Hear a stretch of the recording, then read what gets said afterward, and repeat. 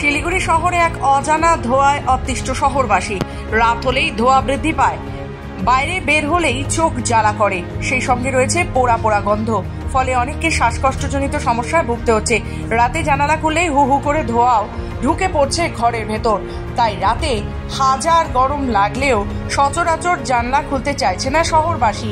এরই মধ্যে রাত হলেই দেখা যাচ্ছে শিলিগুড়ির ডাম্পিং গ্রাউন্ড থেকে আগুনের লেলিহান শিখা। কারা লাগাচ্ছে এই আগুন? ডাম্পিং গ্রাউন্ডের এই আগুন থেকেই কি শহরে ধোঁয়া ছড়াচ্ছে? এই প্রশ্নই উঠেছে শহরবাসীদের মধ্যে।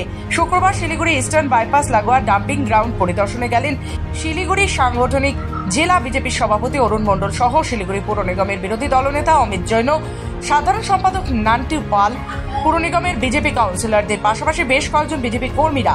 এদিন তারা ডাম্পিং গ্রাউন্ড ঘুরে দেখেন, তখনও ডাম্পিং গ্রাউন্ডের নানান জায়গা থেকে উঠছিল ধোঁয়া। ডাম্পিং গ্রাউন্ড পরিদর্শনের পর বিজেপি জেলা সভাপতি অরুণ মণ্ডল অত্যন্ত ক্ষুব্ধ হয়ে মেয়রের পদত্যাগের দাবি জানান।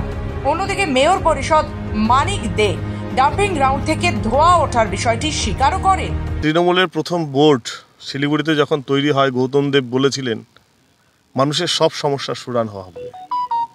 কিন্তু আমরা আজকে কি দেখছি, যে মাননীয় গৌতম দেব মেয়র হয়েছেন শিলিগুড়ির, মানুষকে বিশুদ্ধ নিঃশ্বাস নেবার অক্সিজেন দিতে পারছে না। এই যে মানুষকে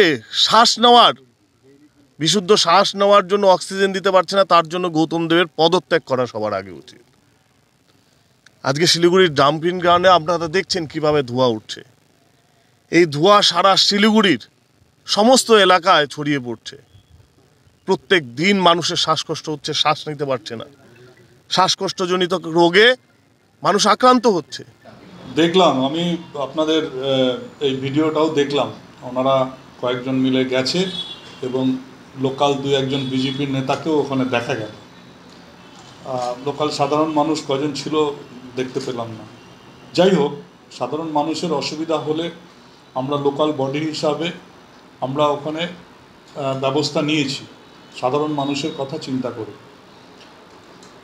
যেখানে যেখানে সারা ভারতবর্ষের যেখানে যেখানে ডাম্পিং গ্রাউন্ড আছে দেখবেন, সেখানে কিন্তু একটা মিথেন গ্যাস থেকে একটা ধোঁয়ার সৃষ্টি হয়।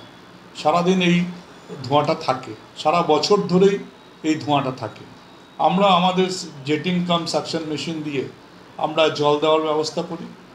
এই যখন নাকি এই ফাগুন মাস আসে, তখন এই সন্ধ্যের পরে একটা হাওয়া ছাড়ে। সেই হাওয়ার সময় দেখা যায় ওই কখনো কখনো আগুন লেগে যায় ওখানে। তখন আমরা ফায়ার ব্রিগেড দিয়ে সেটাকে নেভানোর চেষ্টা করি। কাল রাত্রেও ফায়ার ব্রিগেড গেছিলো, আমার কাছে ভিডিও আছে, আপনাকে দেখাতে পারি। কাল রাতেও আমরা ফায়ার ব্রিগেডকে পাঠিয়েছি এবং আজকেও সকাল 11টার থেকে আমরা রাস্তায় গাছে যে গাড়িগুলো জল দেই, সেই গাড়িগুলোকে দিয়ে গাছে জল দেওয়ার পরে আমরা কিন্তু ডাম্পিং গ্রাউন্ডে লাগিয়েছি। শিলিগুড়ি থেকে নিজস্ব প্রতিনিধি রিপোর্ট, খবর বাংলা।